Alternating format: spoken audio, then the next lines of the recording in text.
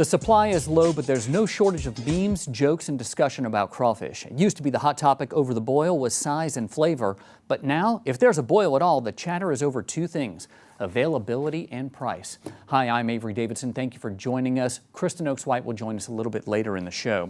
In years past, once the street sweepers trucked through the French Quarter, Louisiana's focus shifted from king cake to crawfish. But with a record drought paired with heavy saltwater intrusion up the state's waterways, the crawfish season is well behind where it normally is. As Josh Meeks reports, many farmers are finding disappointing catches if they're bothering to check their traps at all. For crawfish farmers Brant and Jason Lamb, it's been one thing after another. It's something every day. With the farming, the freeze didn't help. That killed some stubble. This season has been an uphill battle from the beginning. First it was drought, then saltwater intrusion, then the hard freezes. Now it's birds. We've been shooting geese out every day. You know, it's hard enough to try to catch crawfish and make a profit and having to fight geese. The geese are getting to his crawfish before he can, so he's having to spend a lot of money to protect the few that he can get in the traps. That's if the egrets don't pluck the bait out first. It's a whole different ball game this year. This is going to be a year just surviving. Out of their 1,500 acres of ponds in Acadia Parish, he's collecting just a handful of sacks because the crawfish haven't been able to bounce back from Mother Nature's thrashing of Louisiana last year. The last 2 weeks it has gotten a lot better compared to what it was. Still nowhere near what we do on a normal year. In neighboring Vermilion Parish, you'll see plenty of crawfish ponds, but not many traps. This is a pretty widespread issue. I don't know how many acres or how many people, but certain areas, Gaydon in particular, Lake Arthur, a lot of these areas had no water. So me, my neighbors, really anybody in this area is going through the exact same issues, losing substantial amounts of our acreage. Connor Popek spent the beginning of the season fighting with saltwater.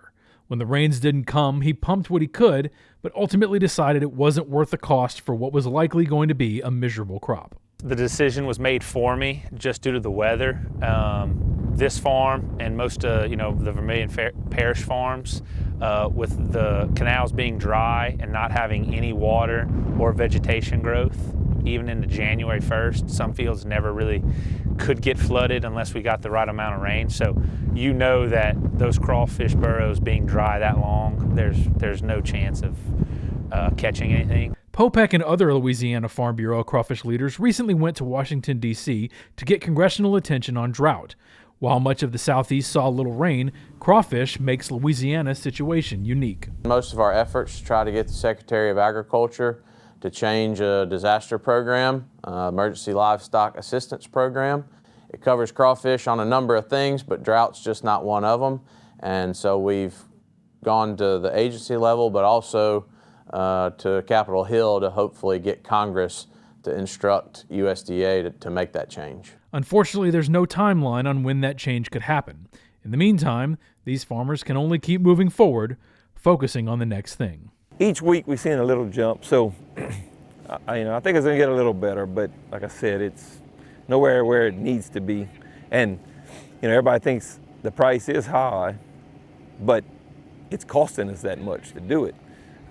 Now, we need to have a happy medium. We need to catch the come up so where the consumers can afford to eat them. Obviously, we're going to be planting in 3 weeks, so my decision is to try to lean more on the rice now. For This Week in Louisiana Agriculture, I'm Josh Meeks.